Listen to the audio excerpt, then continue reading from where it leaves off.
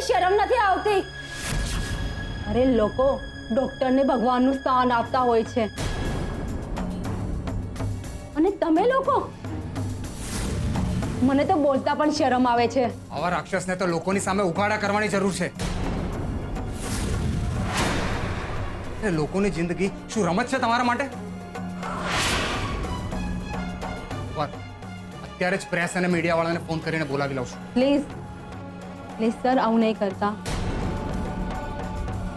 હું હાથ જોડું છું તમારા. હું કબૂલું છું કે અમારી હોસ્પિટલમાં આવી એક ખરાબ ઘટના બની છે, પણ મારો ભરોસો કરો, અમારી હોસ્પિટલમાં બધા જ ડૉક્ટર અને નર્સ આવા નથી. અમારા ટ્રસ્ટી લોકોએ આ હોસ્પિટલ ખાસ ગરીબ લોકોની મદદ માટે બનાવી છે.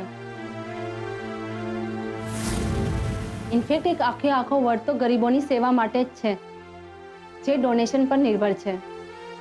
હું નથી ઈચ્છતી કે તમારી એક ફરિયાદના કારણે હોસ્પિટલની બદનામી થાય, ડોનેશન પર અસર થાય અને જરૂરિયાતવાળા લોકોનું નુકસાન થાય. પણ ડોક્ટર, એવું કરવામાં તો આ લોકો સિફતથી બચી હશે.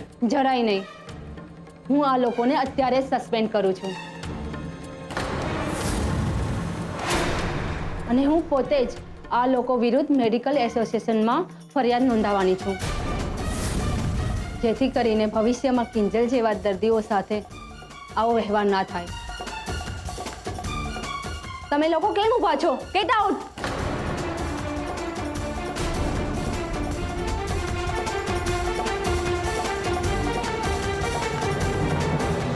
ઠીક છે ડોક્ટર, હું તમારા શબ્દો પર વિશ્વાસ કરું છું, પણ આ બધામાં કિંજલે જે સહન કરવું પડ્યું છે એનું શું?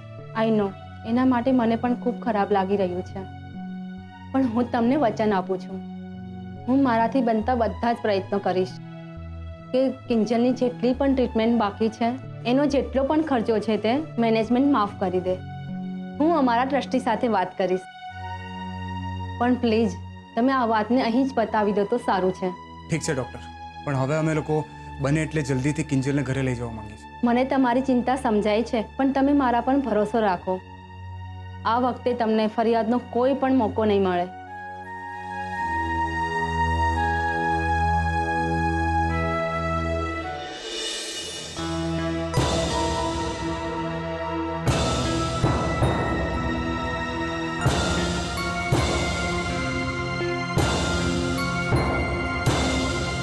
બીજલ, શાંતિથી બેસી જા, થાકી જઈશ. નહીં થાકું સેજલ દીદી, હું તો રાહ જોઈ રહી છું ઓલા ડોક્ટરની અને ઓલી ચીબાવલી નર્સની. જો મને બે એકવાર મળી ગયા ને તો પછી છે ને હું આ ખુરશીથી બેને બાંધી લઈશ ને પછી સોઈ પર સોઈ લેતા જાઓ. બીજલ, આપણે એમના જેવું થવાની કોઈ જરૂર નથી, અને કાયદો છે ને એ લોકોને સોય મારશે, હને? અને કિંજલ જાગી જાય ને પછી એની સામે આ ડોક્ટર પુરાણ નહીં કરવા બેસી જતી, સમજી ગઈ? હા, હવે હું કઈ નાની કીકલી નથી. પપ્પા, એ કિંજલ બોલી. મને સંભળાયું. કિંજલ કેમ છે હવે? બધું ઠીક છે ને? કે પછી मैं कौन हूँ, कहाँ हूँ? મજાક કરવાનું બંધ કર. એની હાલત તો જો પહેલા, પછી મજાક કરાય ને. કિંજલ, કેમ છે હવે તને? સારું છે. પપ્પા ક્યાં છે? બસ હમણાં જ થોડી વાર પહેલા જ ઘરે ગયા છે. કિંજલ, તું મમ્મી પપ્પા બધાનું ટેન્શન મૂકી દે અને મને એમ કે તારો એક્સિડન્ટ કેવી રીતે થયો? રિયલી થઈ ગયો કે પછી કોઈએ કરાવ્યો? બીજલ, અત્યારે આ બધું પૂછવાનો ટાઈમ છે? અરે ખોટો એનો સ્ટ્રેસ વધી શકે છે. એમ તો પછી નાનપણમાં મારી પાસે 15 બેડા પાણી ઉપડાવતા હતા ત્યારે તમને બેને નહોતું યાદ આવ્યું કે બિચારી પીચલનો સ્ટ્રેસ વધી જશે? હા નહીં યાર, ત્યારે જો અમે લોકોએ આવું વિચાર્યું હોત તો તું આવી બેઠી ગાગર જેવી નહીં પણ આમ લાંબી પીપળા જેવી હોત.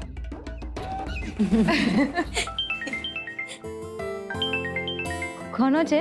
પપ્પાનો? શું કિંજલ કેવી વાત કરે છે? રૂપા જીજુનો જ ફોન હોવાનો ને. બીજલ ચૂપ બેસીસ તો થોડીક વાર, અને તું કિંજલને સાચવ. હું હમણાં આવું છું.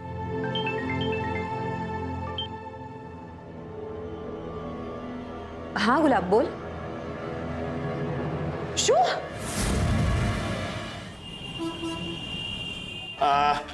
એટલે તમે સમજી ગયા ને હું શું કહેવા માંગુ છું? અરે સમજી ગયા ને? તે સમજાયું એટલે સમજી ગયા. રગલા, ક્યારનો તું સમજી ગયા એમ કર્યા કરોસ, પણ તું જે સમજાવવા માંગોસ એ તો તું જ જાણ બાપા. તને કઈ સમજાણું? ના રાહુલના પપ્પા, તમે શું કહેવા માંગો છો? નથી સમજાઈ રહ્યું.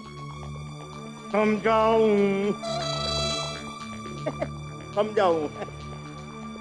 હા, હું શું કહું છું? આ ઘર જોયું તમે? રોજ જોઉં છું. કઈ નવું છે? હા, એ જ હું કહું છું. હવે આમાં કઈ નવા જેવું છે નહીં, બધું જૂનું થઈ ગયું છે. તો તમને એવું નથી લાગતું કે આપણે આમ નવા મોટા ઘરમાં જવું જોઈએ? હે, ના હો ભાઈ, મને જરાય નથી લાગતું. એમ? આ ડોહી દેકારો કરશે. શું બોલો? હવે મારી વાત બરાબર સાંભળી લો. કોઈને ગમે કે ન ગમે, આપણે નવા ઘરમાં રહેવા જવાનું છે, કારણ કે મેં આ ઘર શાંતિલાલ શાહને વેચી માંગ્યું.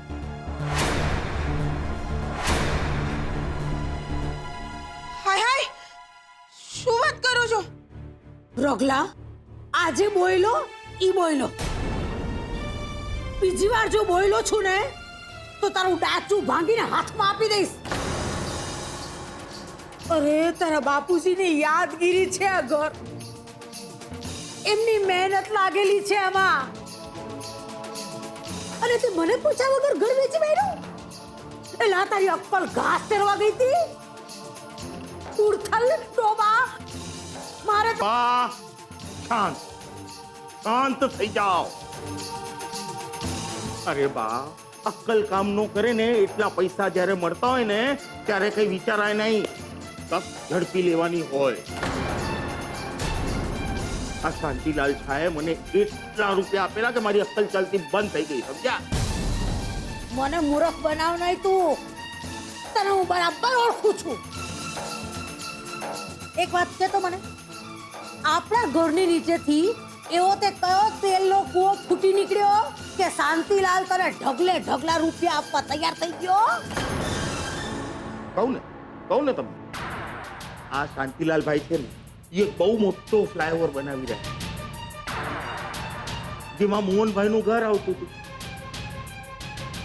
ને તમે આપણા મોહનભાઈ ને તો ઓળખો જ છો, હંમેશા આડા ના આડા. એટલે મેં છે ને હાલતી ગંગામાં હાથ ધોઈ લીધા. એટલે હું શાંતિલાલ ભાઈ પાસે આમ સામેથી ચાલીને ગયો કે આપણું ઘર સામેથી આપું ને તો આપણને કિંમત સારી એવી મળી જાય. ના ના, પણ રાહુલના પપ્પા, આપણે જઈશું ક્યાં? હિમાલય કુંદવા. હે? એ ડોબી સરોજ, એક બેટા, હું તને કઈ આમ ઝૂંપડામાં થોડી રાખીશ ને, તારા ઘરમાં જ રાખીશ ને. અને બા, વિચારવાનું બંધ કરો, બહુ સરસ મોટા ઘરનો પ્લાન ચાલી રહ્યો છે. અરે બા, વિચારો, ફુવારા વાળો આમ બગીચો, એમાં આમ હિંડોળો હોય ને તમે એમાં હિચકતા હો. હે અને બા, આમ તમારો પોતાનો ઓરડો ને એમાં તમારો પોતાના રિમોટ વાળું ટીવી, બોલો